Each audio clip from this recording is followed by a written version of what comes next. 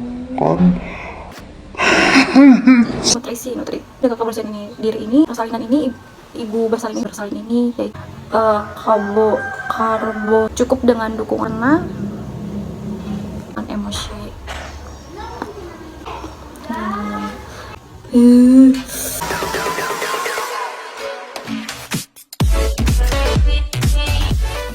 Assalamualaikum warahmatullahi wabarakatuh. Halo, kembali lagi di channel aku, Siska Kurotulai. Kali ini aku mau bahas tentang kebutuhan dasar selama persalinan. Jadi apa aja sih kebutuhan-kebutuhan yang diperlukan saat persalinan? Simak terus ya videonya.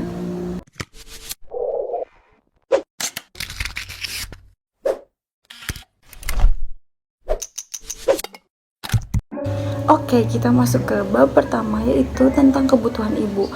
Kebutuhan ibu ini mencakupi apa aja sih? Yang pertama yaitu tentang personal hygiene atau kebersihan, yang kedua nutrisi, yang ketiga itu ada dukungan emosional, hak privasi, pencegahan infeksi, dan juga yang terakhir ada keamanan dan kenyamanan.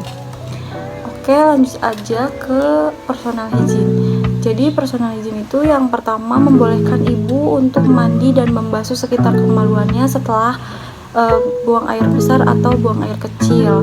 Yang kedua itu sarankan ibu untuk buang air kecil sesering mungkin. Menjaga kebersihan diri. Menjaga kebersihan diri ini termasuk ibu tetap dijaga kebersihannya agar terhindar dari infeksi. Jika ada darah atau lendir atau cairan ketuban, segera dibersihkan. Selanjutnya itu tentang nutrisi. Jadi nutrisi untuk memenuhi kebutuhan energi dan mencegah dehidrasi, berikan cukup minuman dan makanan bila ibu menginginkan.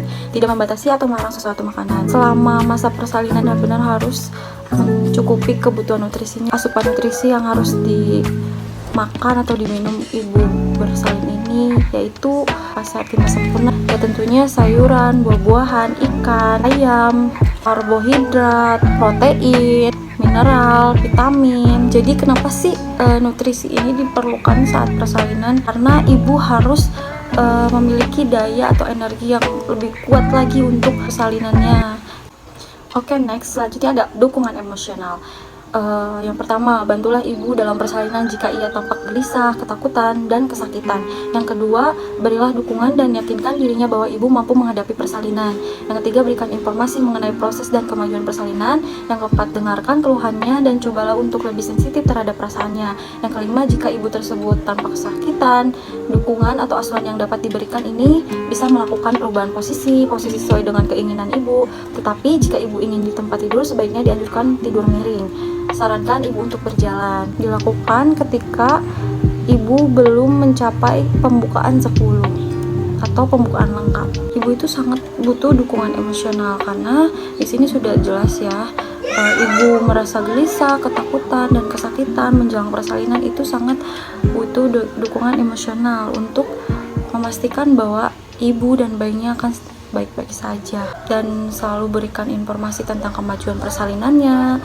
Misalnya pemeriksaannya baik, ada kemajuan, pembukaan berapa, dan seterusnya. Yang keenam itu ajaklah orang yang menemaninya, suami atau ibunya, untuk memijat atau menggosok punggungnya atau membasuh mukanya di antara kontraksi. Ibu diperbolehkan melakukan aktivitas sesuai dengan kesanggupannya. Ajarkan kepadanya teknik bernapas, relaksasi. Ibu diminta untuk menarik napas dalam, menahan napasnya sebentar, kemudian dilepaskan atau dihempaskan dengan cara meniup udara keluar sewaktu terasa kontraksi. Jika diperlukan, berikan obat-obatan penenang sesuai dengan anjuran dokter. Biasanya cukup dengan dukungan emosional juga, ibu sudah cukup, tidak perlu diberikan obat-obatan. Jelas ya di sini, terutamanya dukungan emosional itu sangat berpengaruh penting terhadap jalannya persalinan ibu. Jadi siapa sih yang berperan di dalam dukungan emosional terhadap ibu bersalin ini? Yaitu suami dan juga keluarga, dan tentunya juga tenaga medis yang menangani proses persalinan ibu tersebut.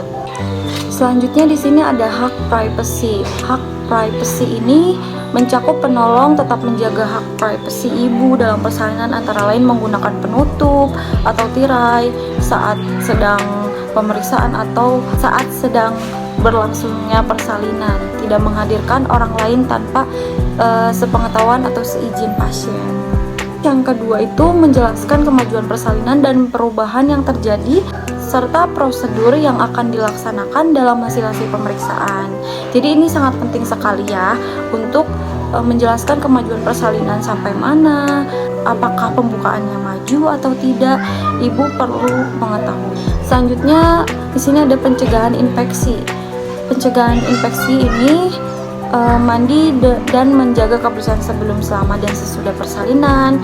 Kebersihan pulpa ya tentunya, menyediakan air bersih mengalir, penolong cuci tangan, dan menggunakan APD, alat-alat DTT atau alat-alat steril. Selanjutnya ada keamanan dan kenyamanan. Yang pertama, menyediakan tempat yang representatif, yaitu termasuk ruangan, tempat tidur, meja resusitasi untuk bayinya ya. Ibu biasanya merasa panas dan banyak berkeringat. Bisa mengatasinya dengan gunakan kipas angin di ruangan tersebut, atau ruangan tersebut biasa ber-AC atau menggunakan kipas biasa juga tidak apa-apa, yang penting ibu merasa nyaman. Selanjutnya menganjurkan ibu untuk mandi sebelumnya, mengusap dengan kain basah juga bisa. Selanjutnya ada mengatur posisi ibu dalam membimbing mengeran. Dapat dipilih posisi. Yang pertama itu ada jongkok, ada menungging, ada tidur miring, dan setengah duduk. Jadi ibu bisa memilih mana saja yang menurut ibu dirasa nyaman. Selanjutnya ada posisi tegak, ada kaitannya dengan berkurangnya rasa nyeri, mudah mengedan, kurangnya trauma vagina dan perineum, dan infeksi. Menjaga kandung kemih tetap kosong, ibu dianjurkan berkemih sesering mungkin, memberikan cukup minum, memberi tenaga, dan mencegah dehidrasi. Nah nanti di sela-sela HIS juga ibu bisa diberikan minum, karena sangat-sangat memerlukan energi yang kuat ya saat bersalin. Maka dari itu minum itu sangat penting dan sangat diperlukan ketika ibu bersalin menjalani persalinannya. Mungkin cukup sekian video dari saya. Kalau misalkan ada yang ditanyakan, boleh komentar. Dan jika penjelasan saya kurang jelas, mohon dimaafkan, karena saya juga masih belajar. Terima kasih sebelumnya. Wassalamualaikum warahmatullahi wabarakatuh.